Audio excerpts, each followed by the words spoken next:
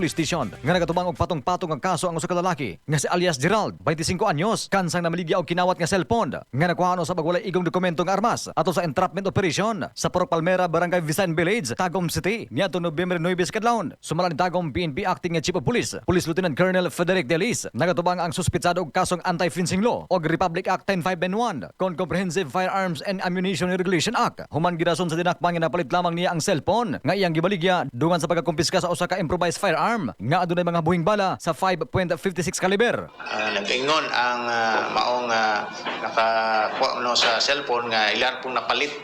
Kunya gusto niya paulian na lang 4,500. So nagsabot sila magkita sa may 7-Eleven. Kahinumduman nga human na pakitabang sa kapulisan, antag iya nga si alias Jessa tungod sa pagkawala sa iyang iPhone 11. Gilayong gikasa ang entrapment operation, pipila ka oras ang milabay og malampuson na dakpan si alias Gerald. Sa gabi sa Sabado no na niyan Hendrik kay nagpatabang kay kuno ang iyang cellphone nga iPhone nawala unya sa dihang ilang gi-contact kita sila dito og sa dihang pagresponde sa ato ang kapulisan nakuhaan kini og improvise nga pusil.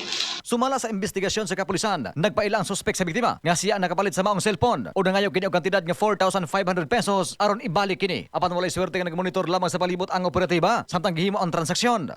Matrace man ko nila ang kuan kay iPhone. So mo siguro ang kuan na lang pud sa atong nadakpan is paulian lang niya kay gyapon niya magamit kay nakalock man na. Nakumpiska usab ang duha ka mga cellphone nga gipanag-iyahan sa dinakpan. Nasayran nga ang suspek usa ka liburer ug lumulupyo sa parehong barangay nga kasamtangang gikustudiya sa Tagum City Police Station samtang nagpadayon pa ang dugang investigasyon. Para makabuton og limpyo nga lawas gikan sa sulod paingon sa gawas, mag Santon Gold Coffee Mix alang sa nakiusang Pilipino para sa Pilipinas, katropang Larsanyol, XFM News. Exciting!